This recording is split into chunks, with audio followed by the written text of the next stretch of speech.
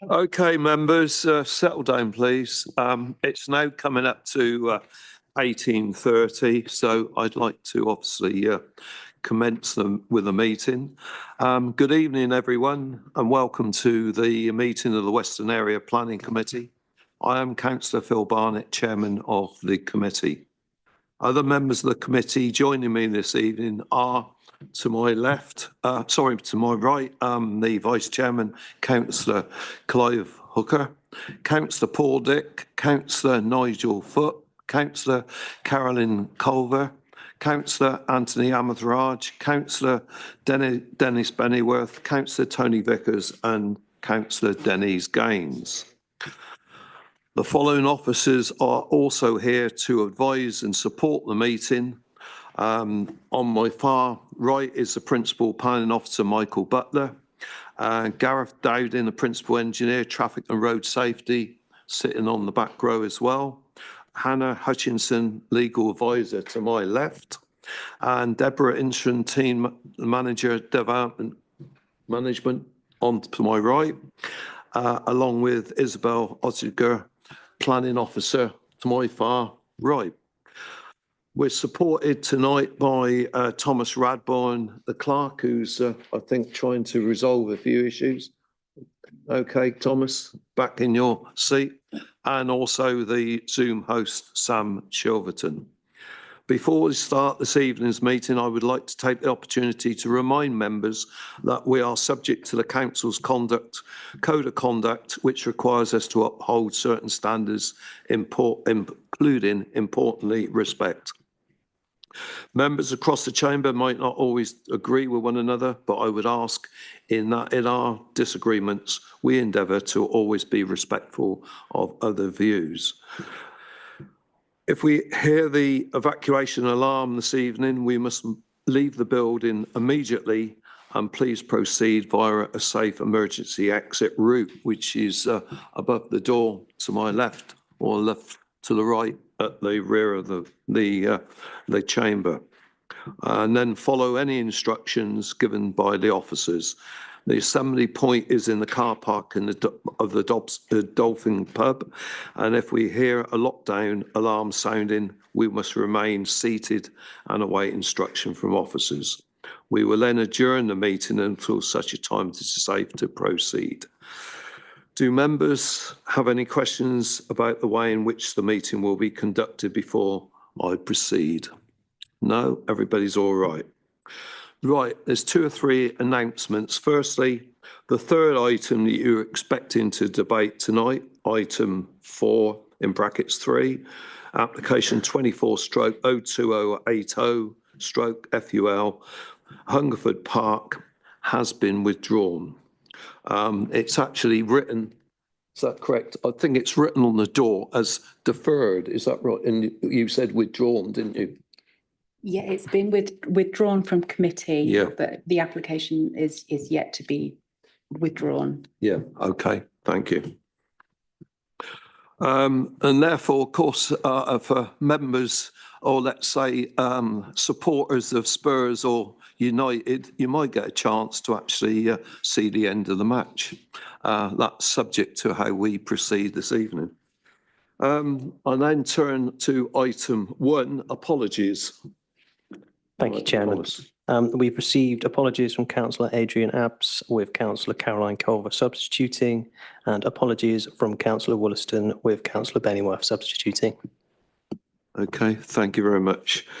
Now, at this particular point, there is obviously other members of the public present tonight that were considering application, the second one that we were looking at in Emborne, and it's obviously within my jurisdiction to ask members of this committee to suspend standing orders if there is anybody that wish to speak within the terms of the speaking rights, allowed to speak if they'd missed the deadline.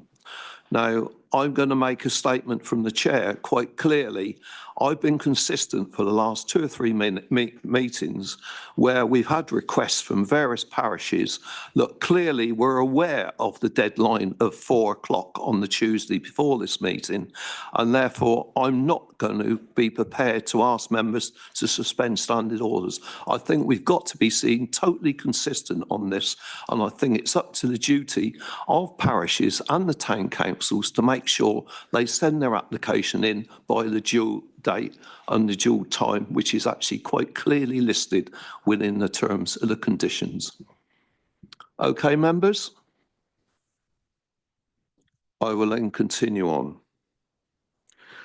Minutes, item 2, the minutes. And that is the minutes of the 23rd of April meeting of this year. Can I have any comments first, please? So therefore, if there's no comments, a proposer to accept those minutes, right, the Vice Chairman and Councillor Gaines seconding. Okay. Sorry, was that a comment? Did somebody have a comment or was it? No, I think it's a further seconder actually. All those in favour, please show. And obviously, Councillor Culver wasn't present, and nor was I. Oh, sorry, Councillor Dick, and obviously Councillor Bennyworth. So I'm not certain whether you 3 were abstaining or not. Were you? You okay? All right. Okay, fair enough.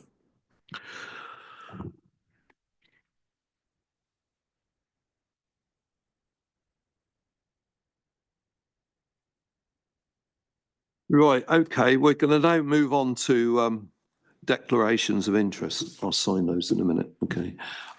Any declarations of interest going around the table? Councillor Gaines, Councillor Vickers. Chair. Sorry, the usual one about North Wessex Towns. I'm Vice Chairman of the Council of Partners, and all 3 are not only just, no, in fact, 2 of them. No, 1 of them now, because we've had the other one withdrawn. Yes, so the what is now going to be the first item, ink pen, is in the North Wessex Towns. Okay, thank you, Councillor Bennyworth. None, Chair. Councillor Anthrash, no. Councillor Foote. Yes, Chair. I should declare that I'm West Berkshire Heritage Champion. And also, I believe I have been lobbied via letter about the second application in Edinburgh. Thanks. Nil return, sir. Councillor. No, sir. Okay. No. Thank you, members. We now move on to item 4, brackets 1, which is the application 25/00233, Stroke House in Inkpen. But before I move over to asking the case officer to present the case, I think it might be useful just to remind the 3 members of the public the procedure so that they are totally aware how we proceed on each application. Officers will present the application to the committee, after which the following groups might wish to make representations for a maximum of 5 minutes.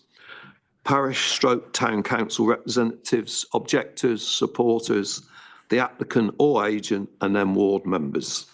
The committee members will have the opportunity to ask questions of clarification of the speakers, and then members will have the opportunity to ask questions of officers.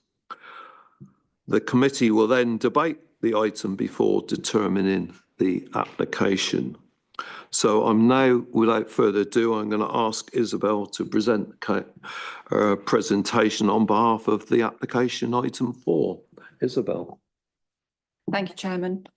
Good evening, everybody. I'm presenting the application at Traps Hill Cottage, Traps Hill Inkpen. Permission is sought for a 2-storey rear extension with a single-storey side extension, a relocated front entrance, a separate new garage with a store over, and new landscaping works at the cottage. The application site is in the open countryside within the North Wessex Down National Landscape, previously the AONB. The planning history of the site, there was a previous application to 2024 which was withdrawn for three reasons. There were insufficient ecology information, insufficient heritage information, and the design was considered non-subservient and too contemporary.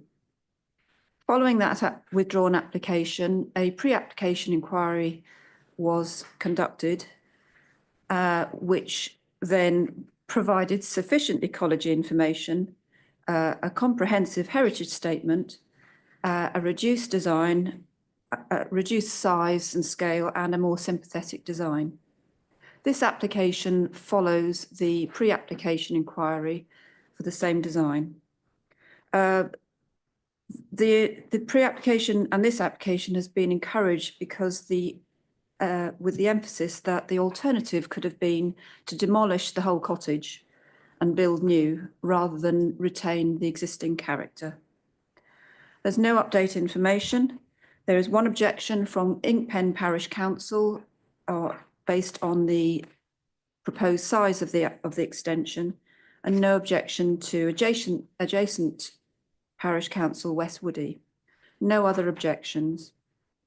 The application is recommended for approval with conditions. I'll go through the slideshow. Location plan. Existing plans. The existing house is quite a small character cottage. It is not listed. This is the proposed scheme, maintaining part of the existing structure and the proposed garage. A query came up on the site meeting about the withdrawn scheme and the scale of this. So I have included the previous withdrawn scheme garage and site and the previous withdrawn scheme proposed elevations and footprint. From this, the scheme has been reduced. It's still quite an substantial extension, but it's been significantly reduced from this withdrawn application. Hence, officer recommendation for approval. Thank you, Chairman. Thank you very much. Any observations to make, Gareth, at all? No, thank you, Mr. Chairman. Okay, thank you. Right, well, this application, of course, hasn't got the parish council representative, nor objector, nor supporter. So I'll therefore call upon Sian Griffiths, the agent from RCA Regeneration. Is that correct? And you've got 5 minutes. Would you like to be reminded after 4 minutes? I might be able to fit this into 3, Chair, thank you. I'm normally used to presenting to councils that aren't quite so generous with their time, so it's rather nice. Thank you very much. Good evening, members. Traps Hill Cottage is home to Nick and Claire Davis, who purchased it 2 years ago. Many of you will be aware that it's an estate cottage, or was an estate cottage, and this is the first time it's ever been privately owned by individuals outside of that estate. Not listed, and is considered to be a non-designated heritage asset. Claire and Nick would like to enlarge it to meet their needs as a family. I'm sure you've looked at the existing floor plans, but there are many issues with this cottage, not least with the first floor, which only has 2 small bedrooms, with a third accessed via the second bedroom and no first floor bathroom facilities. There are very few window openings to the rear of the cottage, and the cat slide roof designs have, over time, resulted in a poor rear elevation, which turns its back on the rear garden. The cottage has been subject to very poor quality repairs and additions over the years. This has resulted in water damage and damp, all of which require extensive repair. It would be cheaper and easier for Nick and Claire to demolish the house and start again, and they'd be able to claim a VAT exemption.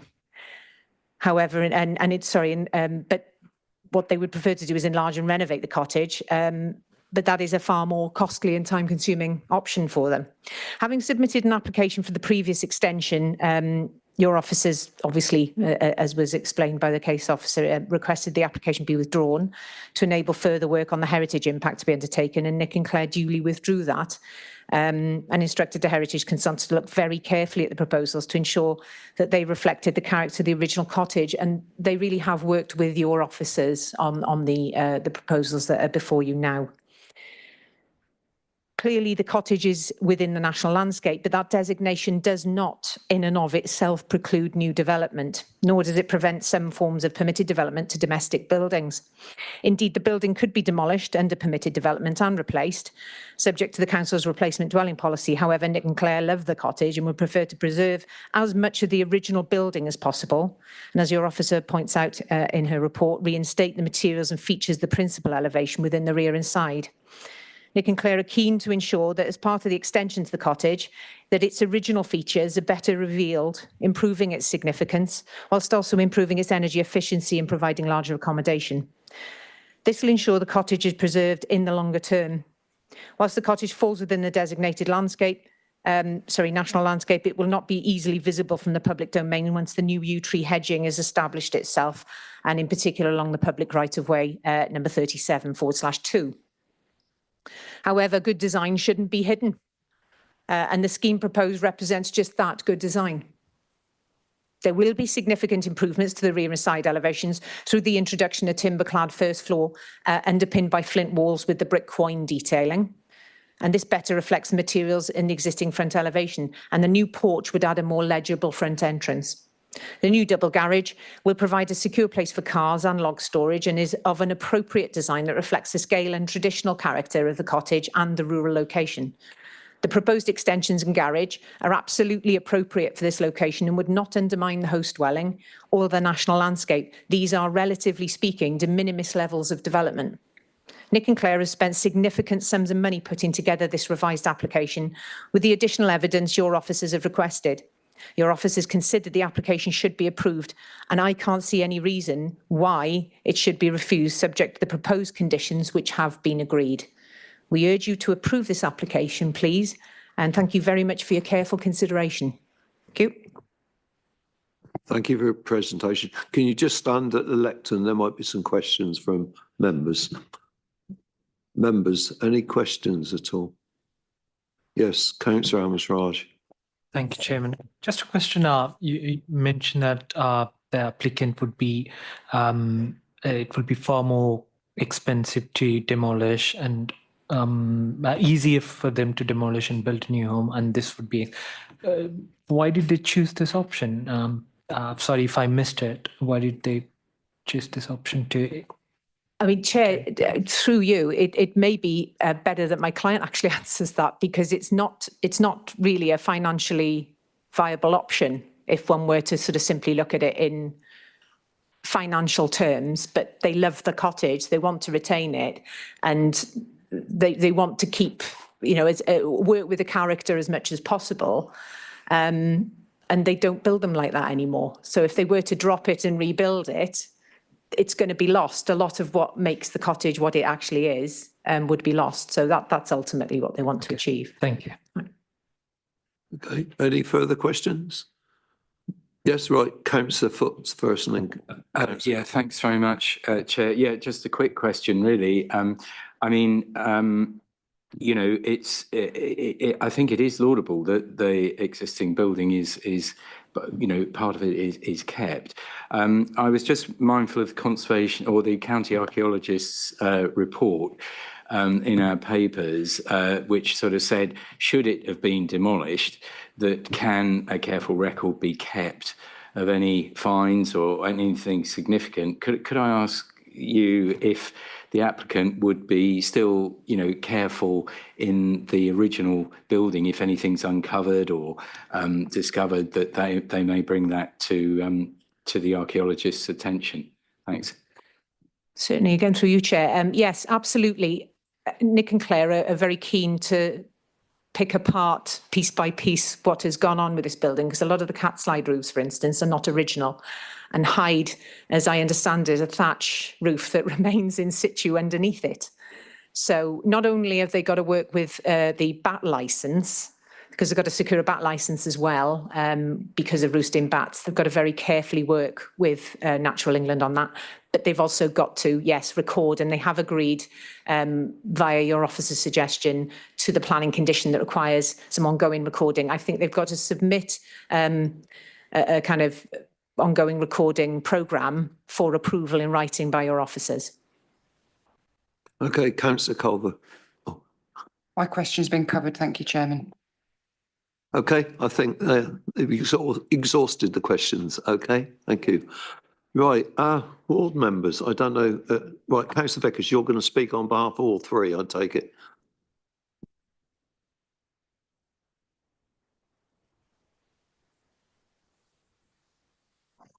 Chairman, thank you. I think ward members may have a little bit of time spare. I don't think I'll take 5 minutes. Yeah, I called this in if it was going to be recommended for approval, largely because I noticed the parish council initially had objected, and it is quite a large extension. And it has heritage local value, as is apparent from Para 2.1 and pages 19 to 20 on our agenda, which is very interesting description of the characteristics that are worthy of preserving at least a record of them. There were no other objections, however, and this is a case where, had it been after June the 6th that we were meeting, I would have withdrawn my request to call in, because I actually have no problems with it, having seen now that nobody else is objecting and that there's a very detailed explanation of how appropriate the extension is in terms of modern living. But I couldn't withdraw the call in. That's one of the hitches that we have now corrected with our constitution last week, but not in time for this one. I see that considerable care has been taken in preserving the heritage features, and there are some clear enhancements to the national landscape in terms of getting rid of that Home Office shed one end and of the rather nondescript garage. I think as far as visibility from the public footpath and from the road, it will look better. And as the agent has described, when the hedge is grown, you probably won't see it much at all, which will be a shame because it's a really interesting building, albeit now it will be much larger than what you see at the moment. One remaining negative comment I have, but it's really a general comment about what's happening to our rural workers' cottages. We need more of them. We need them to be affordable. And it's a shame when, you know, there is still a need for people to live in and work in the countryside who are not, you know, as wealthy and lucky as the applicants are here. But, you know, maybe SIL can cover that. I'm not sure whether SIL will apply in this, and it's not something that the committee sides anyway. But that is the reason why every 100 metres net increase, square metres net increase, does bring some cash back into the district, which could, in theory, help towards affordable housing. That's all I've got to say, members. Thank you. All right, fellow members, questions for the ward member? No, it looks as if you got off lightly, Councillor Vickers. We now move into the section where members can ask for further clarification from officers. So who's opening it? Councillor Culver. Thank you very much, Chairman. On page 20, the archaeologists' comments, it says that they thought that we should also be asking conservation to have an input, but I can't see conservation listed on page 19 or 20. Could I seek reassurance from officers that conservation have been asked for input and what their feedback was? Thank you, Chairman. Right, Deborah's going to answer that to Councillor Culver. Thank you, Chair. The conservation, our new conservation officer wasn't in post at the time. However, being the former conservation officer, I've obviously reviewed the application and am satisfied with the applicant's heritage statement that they submitted. And it was a balance because obviously, you know, I am aware, we have to be aware that the permitted development rights do exist for its demolition. So I was pleased to see as much as possible to be retained, the frontage, the original part of the front to be retained, which I felt was fundamental, you know, was the important part. So I had no objections to it. So I was happy with the officer recommendation. Thank you. Further questions of officers? Councillor Hooker. Thank you, Chairman. On page 17, 3.4, community infrastructure levy, last line, SIL is not relevant to the application as no additional floor space is involved. I appreciate something's being knocked down and something is being put in its place, but there's quite a considerable extension on the end. I don't suppose you've got the numbers at hand, but it's got to be less than 100 square metres. How much are we short or whatever of that 100 square metres with the size of that extension, please? And does the garage count? It's not habitable, so it wouldn't, I guess. Deborah. Thank you. We don't have the figures at hand without accessing the application file and taking the measurements. Obviously, that's something that the SIL team will double check that following any recommendation this evening, the SIL team, if there is more than 100 square metres of net increase in floor space, then they will be a SIL charge, but that will be confirmed by the SIL team at a later date. But I think, so I can't clarify whether that is a correct sentence or not, because, yeah, without the figures in front, I can't. Okay, right. Councillor Vickers. Yeah, on the same subject of SIL, looking at it, wouldn't you agree that there might be a case here for it being a self-build, in that, you know, this is something that's being extended for the applicant without, you know, it's not a speculative development. Again, it may not be your special area, because I know that isn't a relevant matter of whether we approve or not, but it's relevant to the application in a general sense. Right, Deborah. Thank you. Thank you, Chair. Any potential exemptions to SIL, if it is indeed over 100 square metres of additional net floor space, that will be dealt with by the SIL team, and they have to apply that separately. It's not something as planning officers that we deal with. The exemption side of matters is dealt with after the decision's been issued, and then the SIL team become involved. Okay, right, Councillor Cook. That is a point actually that Councillor Vickers' has point made there. I mean, on the SIL statement, would it not say if it was self-build, this does not apply, as opposed to less than 100 square metres? That's something that we need to look into, because this is a standard template for the committee report. So I'll look into that, and if we need to clarify that in that section, then we will do in future reports. Because there are other exemptions that could apply rather than just self-build. There are many others, so we can clarify in the report. I think that'd be a good idea, Chairman, because of, you know, the fuss that we've had over recent years over this particular issue. I think we need perhaps an informative, might be something that we could have in our minutes when these come up, so that the members at least are not guilty of, you know, overlooking the issue which has caused such controversy in the past. Would members like something to be sent around, a briefing note on SIL and exemptions as a separately to the meetings? You seem to have got some nods around the table, Deborah. I can arrange that. Okay. Thank you. Okay, no further comments, questions? Okay. Well, who's going to open the debate? Sure. Are you going to open the debate, Councillor? If that meets with your Councillor Dick, go permission. ahead. Thank you. Unusually for me, I hadn't seen the papers before the site visit. They hadn't arrived. The Pony Express was particularly slow. And when I arrived at the site, I was a little bit taken aback. I thought, I'm worried about this application, what I could see, what was being suggested. But I listened very carefully, obviously, asked questions. And when the papers arrived, I was able to look in great detail at the conditions. And frankly, I am personally satisfied that the officer's recommendation is right and appropriate, and I'm very much in favour of it, if that helps. Thank you very much. I didn't push you for a proposal because I was sure there might be other comments around the table. Right, Councillor Gaines first, and then Councillor Bennyworth. Thank you, Chairman. I didn't actually manage to get into the site visit, but I did go and see it afterwards. It's a very pretty cottage, and from what I can see from the plans, it won't change the frontage of it, so anybody going past will not see any difference to it.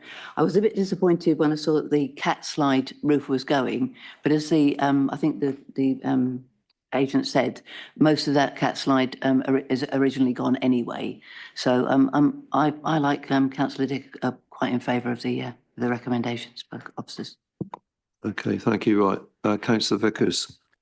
As I said, I kind of regretted calling it in, but on the other hand, I think it was worth having the site visit, because on the face of it, when you look at the amount of extension of the floor plan, it is. I know we don't judge things by the amount. It's about things like subservience to the original, and whether it's proportionate, without saying what proportionate actually is in mathematical terms.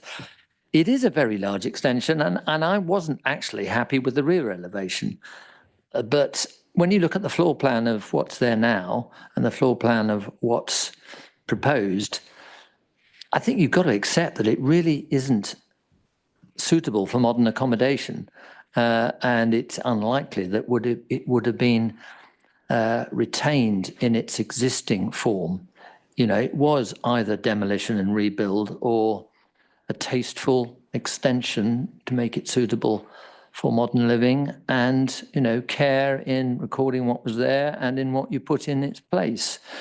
So it's still slightly balanced, I think, in my mind, but I would be happy, having been the one that called it in, if it was to be approved, to actually move that we approve it and support officer's recommendation, if there aren't any other comments. Well, I've got another member that wishes to make a comment, but I'll come back to you for a proposal in a minute, councillor Vickers.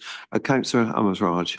Thank you, Chairman. I fully agree with Councillor Vickers and Councillor Dick's statement assessment. Although I missed this site visit, I rarely miss this kind of site visit.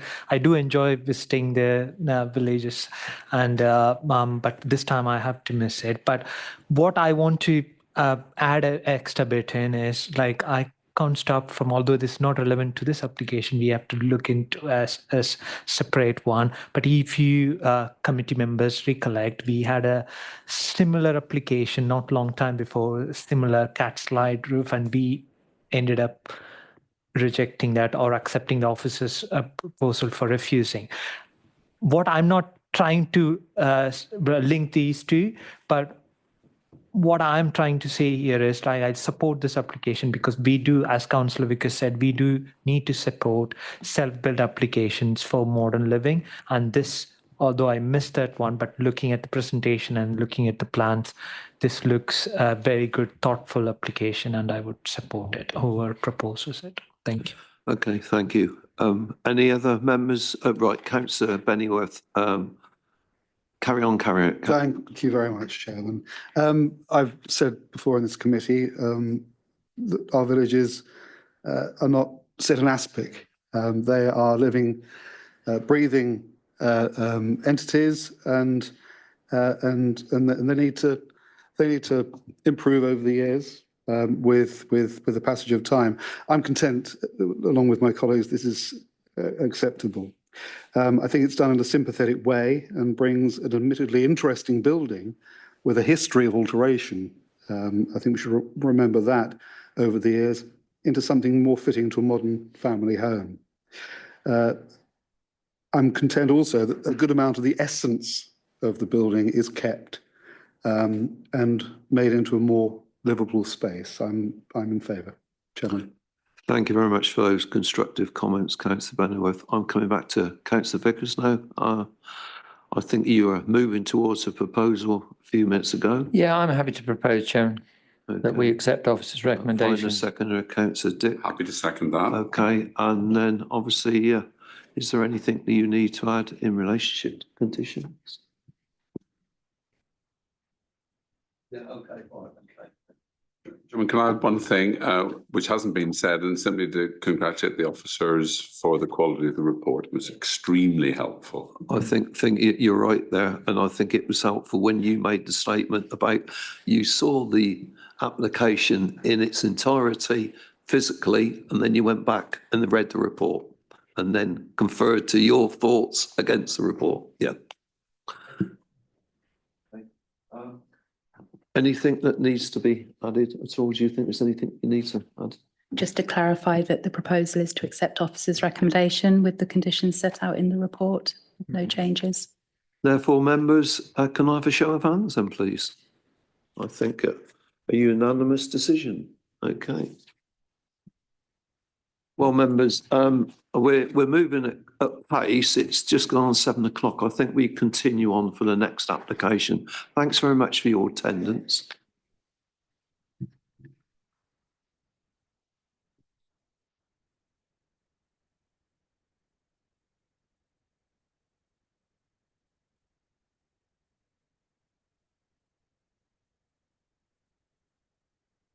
Sorry, I just wait a moment. You're getting a drink, Councillor Bennyworth. Yeah. I mean, I didn't call this in, because the number of objectors.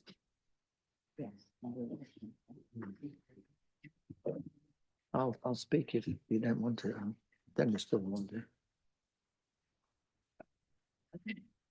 I don't have a problem with that.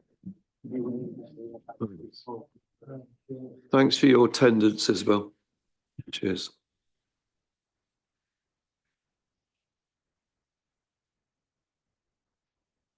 Chairman.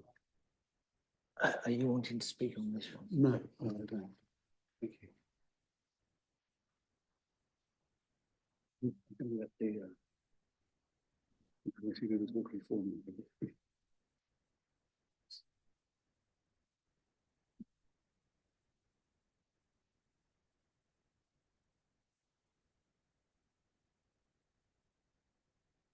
We got a problem with the technology.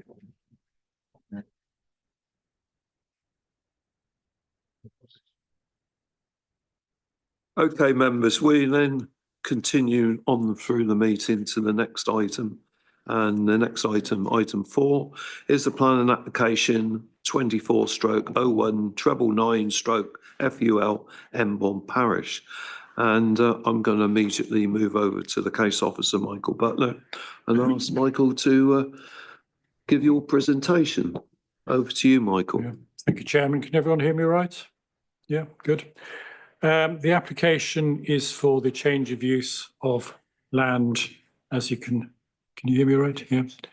Change of use of land, as in the red line site here, for those of you who've done the site visit, to a gypsy and traveller site with one pitch. The name is Mount Pleasant Farm at Emborn, and the applicant is Lance Hamblin.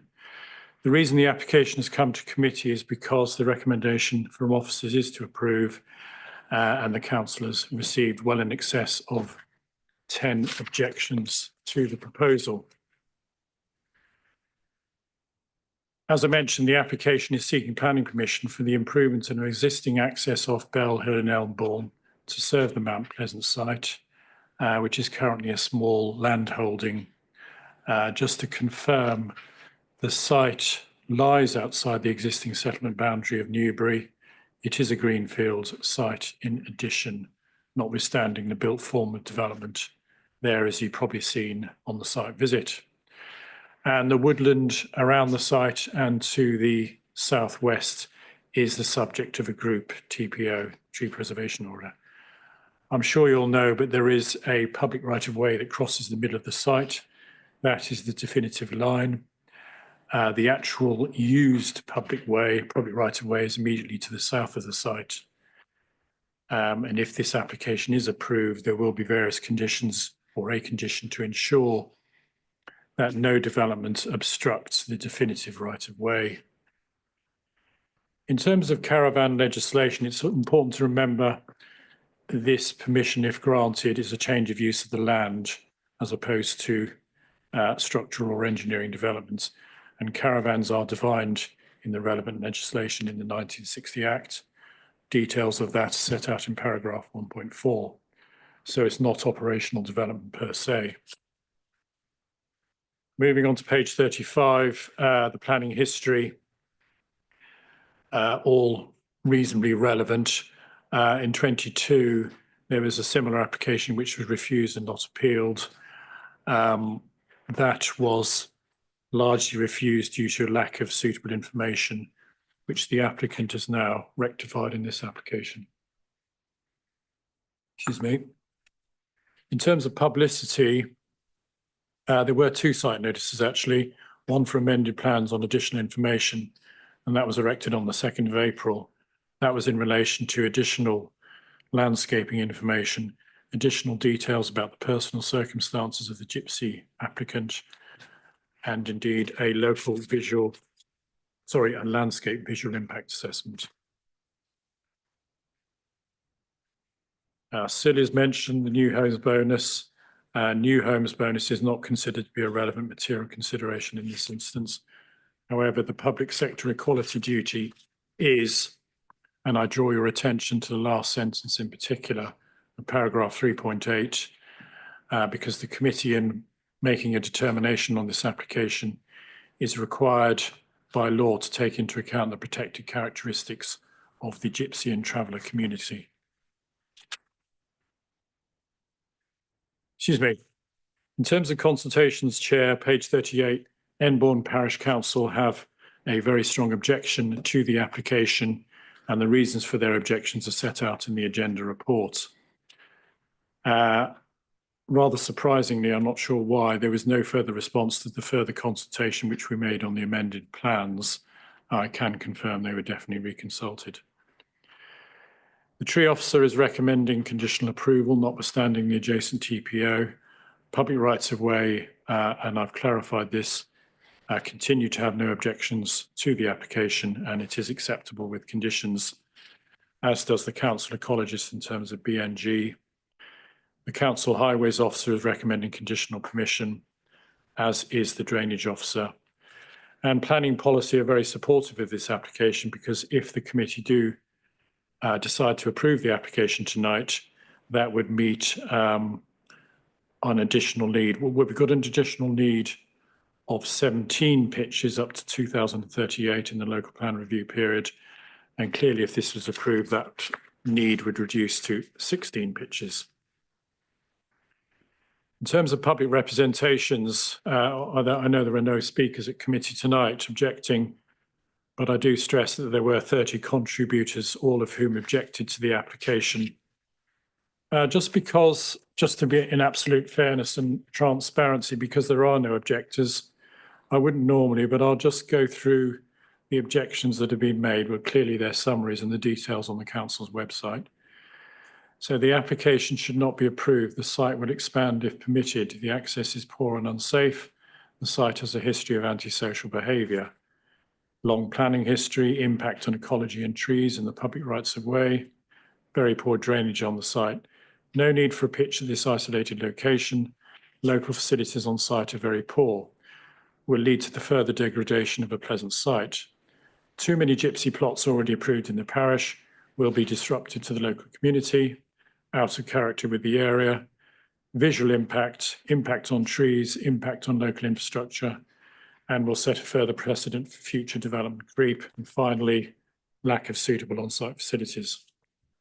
Notwithstanding that, as you know, the officer recommendation is to approve the application.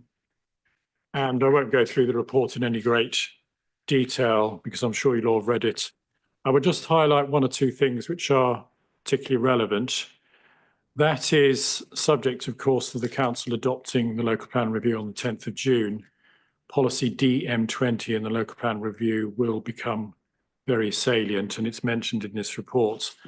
That is effectively a combination of policies CS7 in the core strategy and TS3 in the HSA DPD. And both those policies are particularly permissive of gypsy sites in the countryside and in settlements where appropriate. I'm happy to answer any questions in this, but officers have gone through the full criteria in both CS7 and TS3. And whereas not every criteria is absolutely met, there is certainly a general compliance with both those policies such that officers are not wholly satisfied, but very largely satisfied, because no site is perfect at the end of the day, that this development, if approved, will meet the policy requirements in your local plan. And similarly, although I haven't mentioned it, we consider as officers that the scheme complies with the PPTS, which is the Planning Policy for Travellers Sites Note, which is an adjunct to the NPPF, which the government sets out in support of applications for the gypsy and traveller community.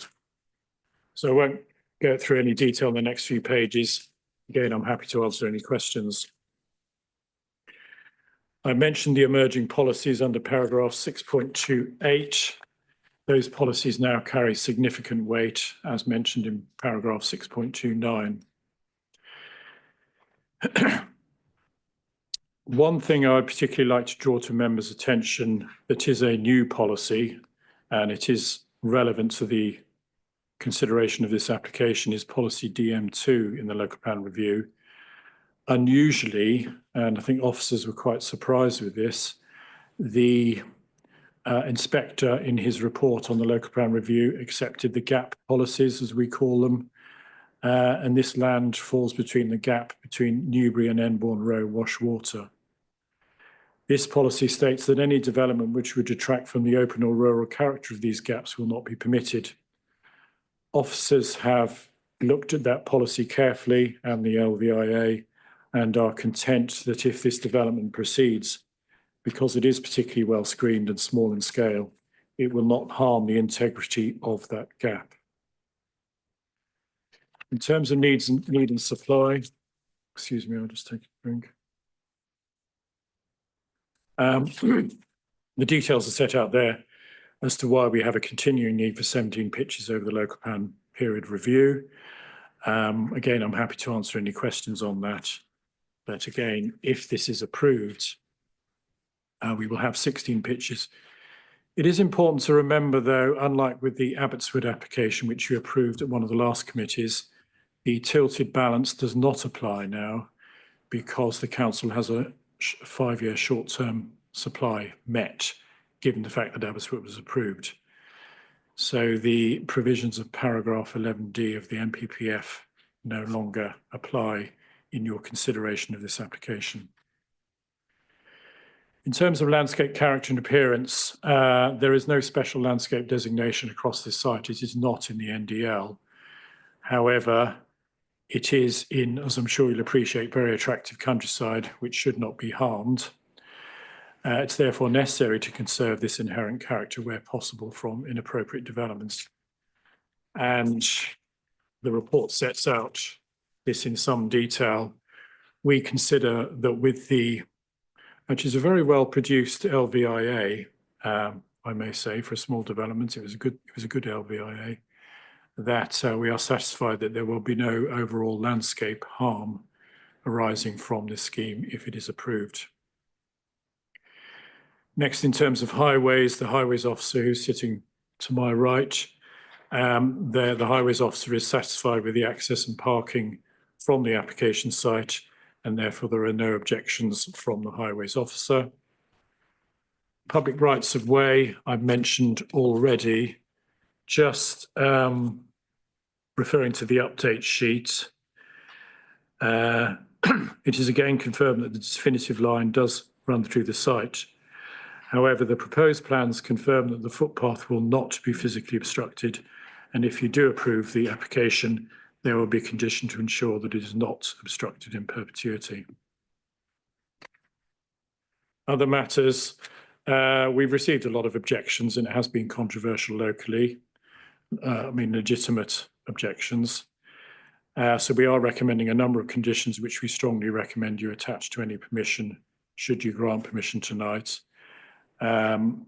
These aren't all the conditions, but we limit this to one pitch only, no commercial use.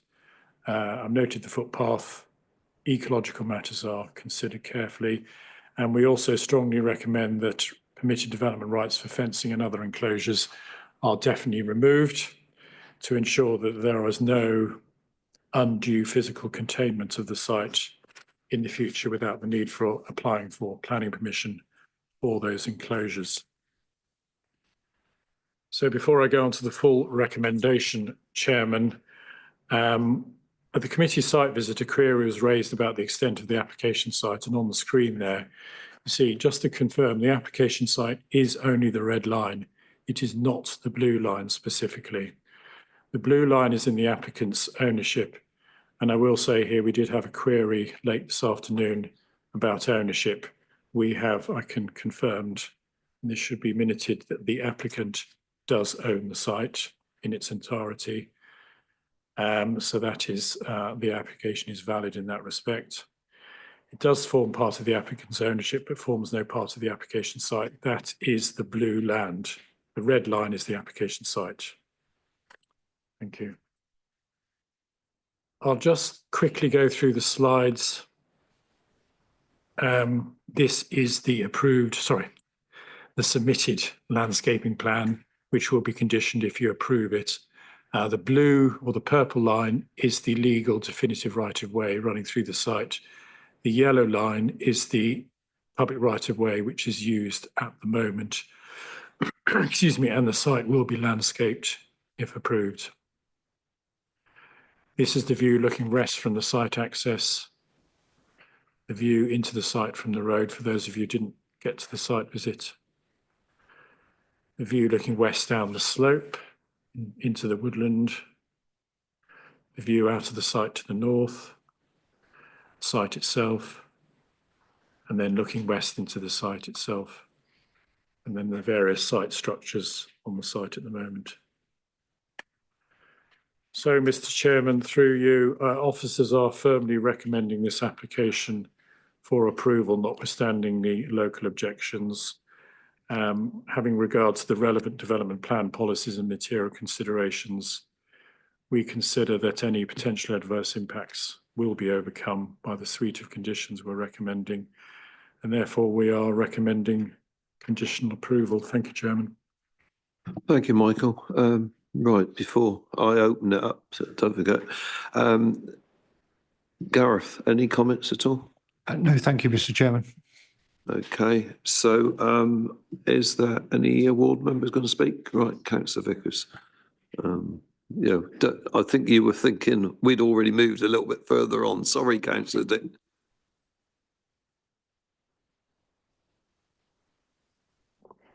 Thanks, Chairman. Well, my colleagues looked at me and I suppose I do live closer to the site than they do, and I have in fact passed it many times over the last 23 years since it became a small holding in the middle of a wood. And since the path was diverted, sometime, I'm not quite sure when, but it's some years since that path followed the route that it does now. And to my mind, that's my big objection to this personally, is that it's ridiculous to have a site like this with a definitive line of a public footpath going where it does when there's a perfectly good path on the ground now. So I know that's not a planning matter, but if we were minded to approve, I would try and get this path formally diverted onto the actual route, the yellow route on the plans, before any work starts, because it's going to be in nobody's interest to keep it on the definitive line were this to be approved. So, as I say, it's not visible from the site, and the 2022 application, I note, I've just reread it to remind myself, was not refused on the principle. It was refused because conditions weren't submitted, to satisfy planning policy. And we've heard from the officers that the conditions attached are now, or offered and accepted, are now all acceptable to officers. But we must adhere to them, because I think there is a history of this type of application where conditions have not been adhered to. We also had mentioned on the site visit the issue of drainage. And I know, we all know, us ward members for this ward, that drainage in spring gardens, the clue's in the name, is a big issue. But with the removal of hard surface and improvement of permeation into the ground, it's going to improve the natural drainage in this site. So I can't see how what is proposed here is going to affect the drainage of any neighbouring properties in any way whatsoever. Now, policy also says that sites for gypsies and travellers should be in the countryside and should be reasonably near to settlements and not, too remote, which unfortunately does mean that places like Enbourne are likely to get more than what they would regard as their fair share of these sorts of sites. But it's particularly important, because they're close to settlements, that we make sure that they are implemented in an attractive way by residents who will, adhere to the normal rules. And I think we've got to be very careful, and there is a hint in some of the objections that people are not paying attention to the protected characteristics that there are with this community and are tarring all of them with the same brush, which I will not accept. And I think we shouldn't accept. This is not a retrospective application. As I say, what you saw there on the site, it's been much like that and wouldn't have needed consent. It's agricultural use. Yes, it's untidy, but I've seen lots of farms that are very untidy, and really that's their business and not ours as the planning authority. So I actually quite like the idea of pigs and chickens and livestock wandering in woods. It's part of our heritage that these woods were often wood pasture. And it's actually ecologically sound that you do allow animals to graze in woodland. And now, of course, you've got to look after the trees, but I see no objections from the ecology or the trees officer, no outstanding objections. So I don't believe this application will detract from the gap between Enbourne and Newbury. I don't believe it'll detract from the character. I find it hard to think of any reason why it should be refused, but I think members have got their own views on this, and I think the conditions are the most important thing to pay attention to here. Thank you, Chairman. Thank you, Councillor Vickers. Wait a minute. You know the process. There could be some questions for you. Right, members. No, you perhaps were prejudging there was no questions. Okay, right. Councillor Dick, I think you were hoping to ask a question of officers, weren't you? Thank you, Chairman. 6.4, the last sentence, I just don't want that to get lost. It says it's a neutral matter for the committee to consider, and this is about whether the site should not be enclosed as to give an impression of isolation. Sorry, is there a problem? He just wanted to make sure that I was aware he wanted to raise a question. So, well, okay, we all know that now. That's very important. Thank you. So I don't want us to lose that. Further down 6.5, there's a couple of statements there, and it is a question. Thank you. Safe and easy access to major roads and public transport, easy access to local services. Really? Really? It's a question of the officer. Are you sure about that? Do you want me to answer that, or Gareth? Please, Michael. I've dealt with a number of applications, as you probably know. I do. Recently.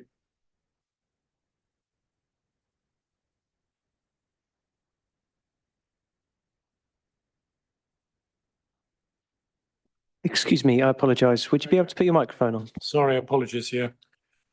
I'll start again. I've dealt with, for example, the Gypsy site application at Brimton Common, which is all agreed was not a sustainable location.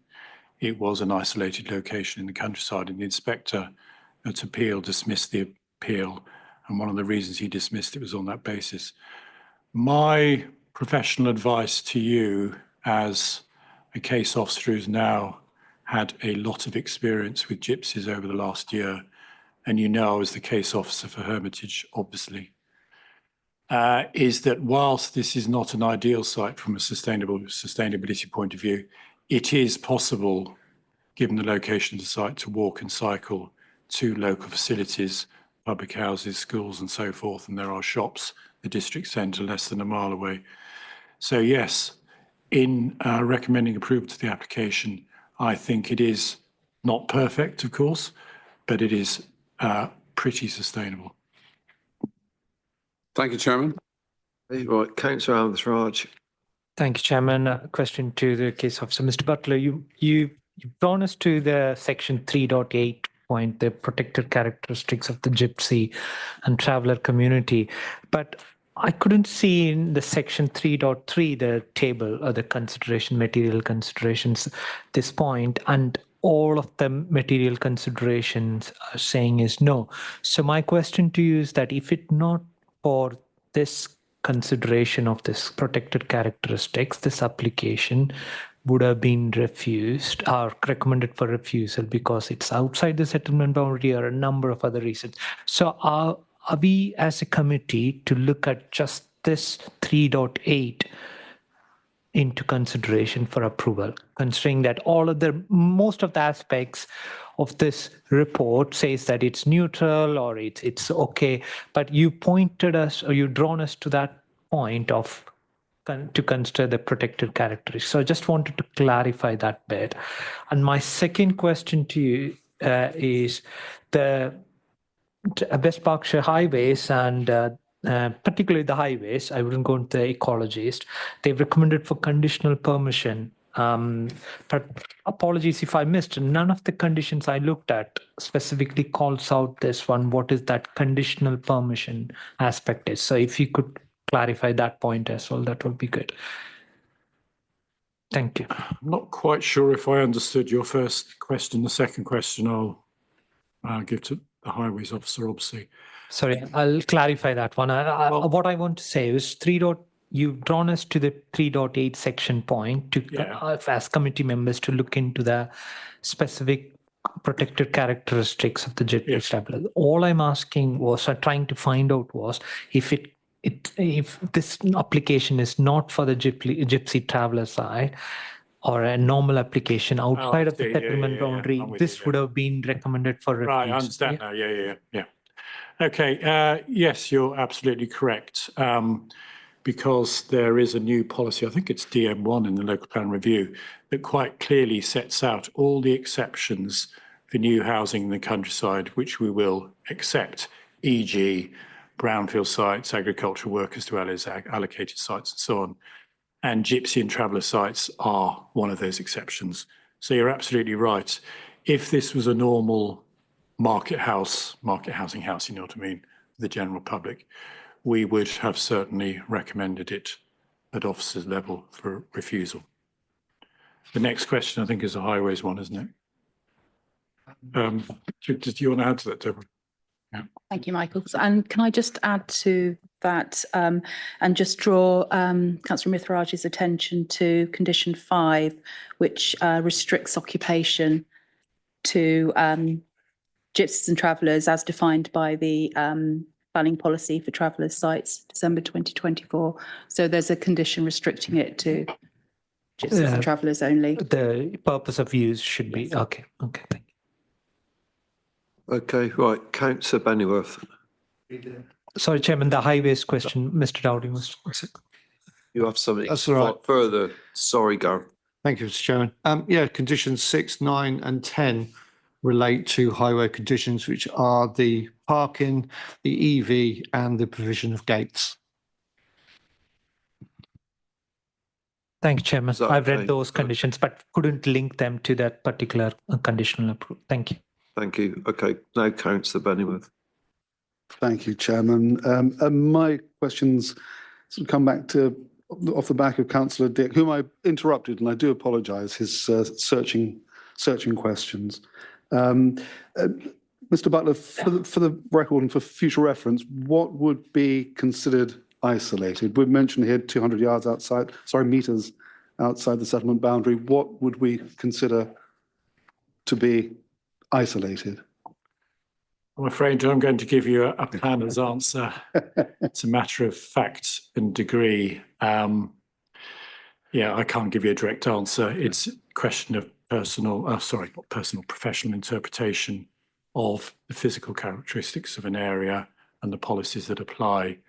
So I wouldn't be prepared to answer that, because all I can say, I'll just reiterate, in my professional capacity in dealing with the Brimpton site, I considered that to be relatively isolated, albeit it was only a mile, for example, from Tadley.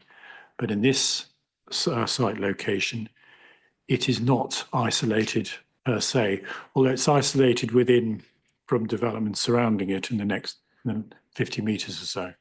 But I can't give you a direct answer, sorry. It's possibly a little unfair of me to to press you on that, but I thought I would nonetheless.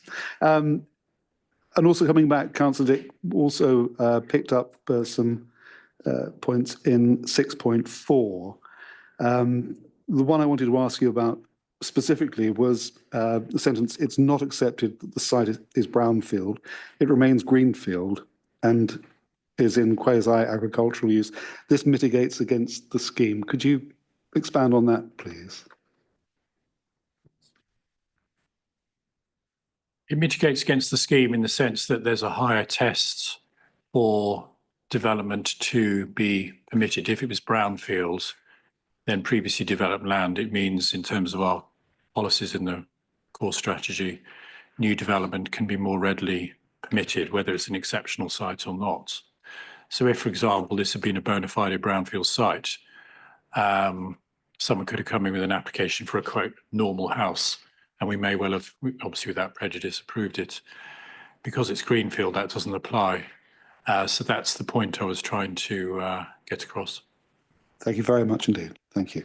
Okay, right, Councillor Vickers, I think you were next on the list. Yes, I mean, I talked about woodland pasture, and there is a much larger piece of land in the ownership of the applicant. That large sort of triangle that goes right down to Andover Drove. And the footpath is actually fenced, I think, all the way down, certainly as far as I walked on the site, which was way beyond the red line. It was fenced, a tall fence between the site. So I'm wondering if it's possible or even desirable or either or both, that because I couldn't see on the plan submitted whether there was any fencing to keep the owner's animals within the red line, or whether that's something that we should be looking to achieve, because they can, I mean, certainly pigs are supposed to be good for woodland areas. They help churn up the ground and encourage seedlings to grow up. So, you know, I've been learning a lot since I became involved with the North Wessex Downs about farming practices and wood pasture. I don't know as much about these matters as certain gentlemen in the... You're moving towards a question, I take it. Yeah, the question is, should we be concerned about that? Is there a fence? And if not, should we be concerned? And could we impose one? Yeah, I don't know if you recall, Tony, or Councillor Vickers, just to say, sorry, from my presentation that I specifically recommended, if permission is granted, there's a condition about permitted development rights being removed for fencing. So if the applicant wishes to put up any fencing now, he or she, no, it's he, isn't it, will be required to submit an application. So if they want to keep that blue land stock proof, they would be required to put in an application for fencing. Deborah wants to say something, but that's my understanding. Want to contribute on something? I just want to add, there is a condition for hard landscaping and boundary treatments in the application, so that we could look at details for boundary treatments and what's appropriate as part of that condition discharge. So that's something still to be discussed with the applicant as part of discharging that condition. But it's sort of covered, but it's not in the plans as submitted. Yeah, okay, thanks.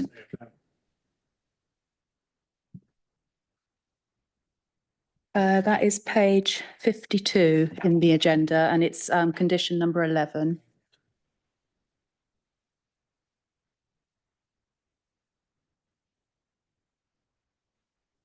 Okay, right. Councillor Gaines, I was just about to look around the table. Sorry, Councillor Gaines. Right, question. A question to Mr Butler, if I may. Mr Butler, I noticed that there's no day room on this site, and I thought it was a sort of government policy going forward that every caravan or house like it is in Four Houses Corner has a day room. It's general government policy and best practice, but if an application comes forward and the applicant doesn't specifically need a day room, there's no legal or policy requirement. And if at a later date this is approved and implemented, they want to come forward with an application for a day room, that is not permitted development. They will have to request a planning permission, and which we, consider on its merits at that time. Because I noticed on the first application in 22, there was a day room on that application. So they just removed it. They've just removed it. And in fact, in my view, that makes it more acceptable because there is less built form on the site. That's lovely, thank you. Do you want to come back, Councillor Vickers? Well, I've got another different subject in the question.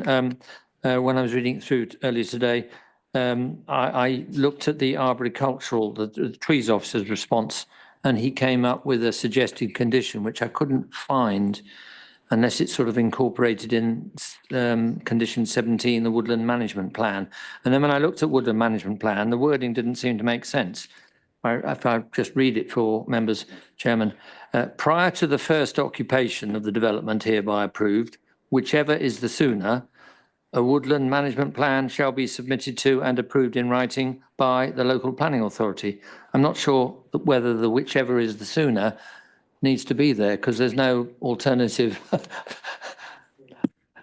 the main point that I was led to looking at this condition was I couldn't see one that really was picking up what the trees officer said, and I've got the document on my large screen here.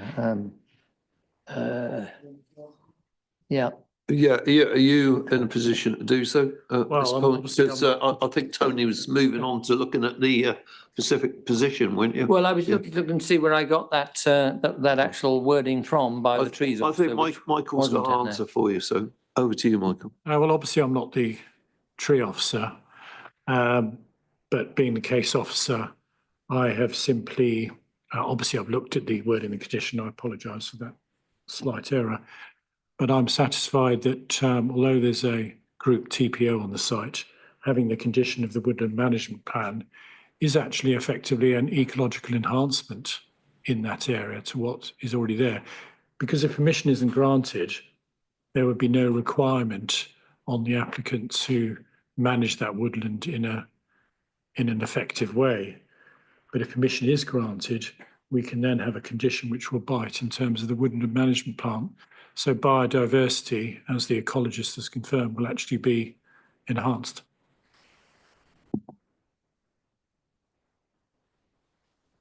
Is that okay for you, Councillor Vickers, or you want? I have now found the tree officer's comment, and actually it's not word for word, but I think your condition 7 rather, does pick up the substantive issues there. So I think I just looked at the wrong condition 17 when I should have been looking for 7. Okay. Further questions, members of officers? No? Who then is going to open the debate? Oh, looking round the table. Right, are you going to come across above the parapet, Councillor Vickers? Well, Right. yeah, it does feel a bit like a parapet, this screen, actually, looking over the top of it. Yeah, I mean, I said it when I was doing my ward member bit, and you didn't ask questions then, and nobody's sort of got particular strong views, it would seem, to start the debate going. I do appreciate why a lot of residents have objected to this, because there have been a lot of similar applications in Emborne. I think I tried to explain why that's going to happen, but I don't want them to be retrospective. That's, I think, large part of the problem we've experienced among residents in the area with this type of application. This is not retrospective. Basically, the current purely agricultural use has been going on for a long time, and I can see that what is proposed here will actually impose proper conditions on the built form, remove a lot of the rubbish, and make it more acceptable all round to anybody who's, fully reasonable, as opposed to applying understandable emotion to the subject, which I think has happened and inevitably happened. We're all human, but we've got to look at this on its merits. And members, I don't really see any reason to refuse, and therefore I would be happy to propose officers' recommendations if nobody's got anything else to say, but it's too early for that really normally. I think I suggest you just hold your guns at this moment in time. I'm sure there's other comments around the table, Councillor Vickers. Right, Councillor Amatharaj. Thank you, Chairman. I just want to make it very a quick or a short debate point. I looked at the conditions and all this ones. I'm satisfied with this. Just looking at the particularly the parish and public representation, a lot of the comments seems to be more like judgmental or prejudicial. It says like it will lead to further degradation of the pleasant side. It's like for set a precedent for the future development claim, history of antisocial behavior. So for me, that looks like it is somewhat judgmental, and I think going by officer's recommendation would be prudent for us because it will add one more traveler side to our long-term or long-term plan. And I don't necessarily agree with some of the comments here that it will be too many, like Councillor Vickers also seem to suggest that inborn areas seem to attracting a lot of sites. So be it. So I would be willing to maybe recommend or propose if no one is willing to, but I will hear from others. But I just wanted to point out specifically to that so-called objections here, so which doesn't look correct to me. Okay, well, thanks for your specific points that you felt that committee should be made aware of. Continue around the table. Councillor Dick. Thank you, Chairman. Indication, on balance, I feel positive about the officer's recommendation. I just want to clarify one of the conditions, if in fact we do as a group approve. But I'm minded to approve. Turn to you, and if the proposer comes forward in a minute and the seconder, I'm sure that you'll make your observation and I'll look towards you at that time. Councillor Vickers, do you want to formally propose the... Wouldn't want to stop anybody else proposing. Well, but... I can't see any other hand. No, I didn't want, there's there's another hand gone up now, but I couldn't see any more hands. I kept looking around the table, Councillor Vickers. Right. Yeah, I'd be happy to propose. And I'm happy to second. Okay, right. Okay, so now we move to the point of what condition. Thank you. It goes back, and I think it's okay. I just wanted to check. It goes back to 6.14, which is about supply and drain, water supply and drainage. And in 6.15, it says that this document is not being produced as yet, but can be conditioned. So I'm just checking that condition 8, which is headed up SUDS, which is what you'd expect it to be, whether that covers adequately the issues around that paragraph. Thank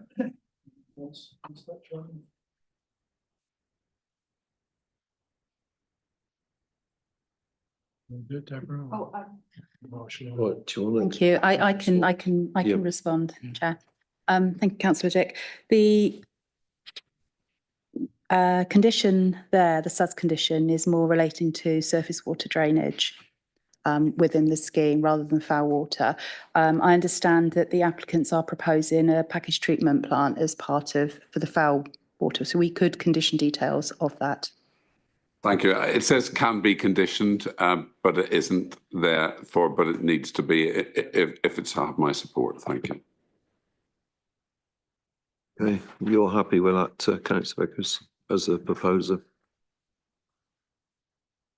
Yes, I am, and it's reminded me that there is a general issue that was raised on site, which is that this doesn't have any connection to utilities, and I think we should probably declare for the record that it doesn't have to. That's not a planning matter.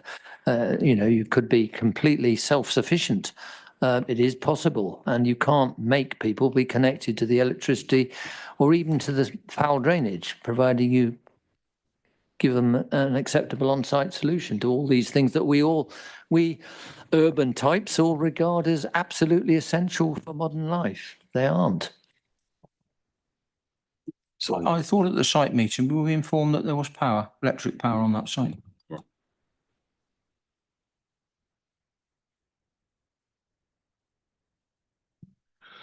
Thanks for clarification on that point. Any other inclusions that need to be on the motion? No? Therefore, members, can I put the proposal? Yeah, do you want to double? Okay. The proposal, in terms of the conditions, it was amend condition 17, so it to remove whichever is sooner, just to, so it reads correctly, and to add the condition requiring details of package treatment plant. Other than that, all the conditions as per the That's right, officer's yeah. report. Thank you. Okay, members, without further ado, can I have a show of hands for the proposal as agreed? All in favour? No? Is that an abstention? Councillor Bennyworth abstention. Everybody else voted for it.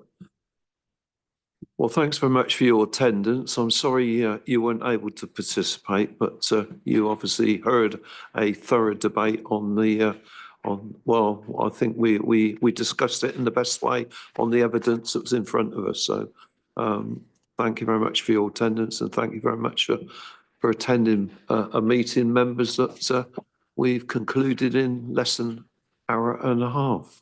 Thanks very much. Okay. Is that closed?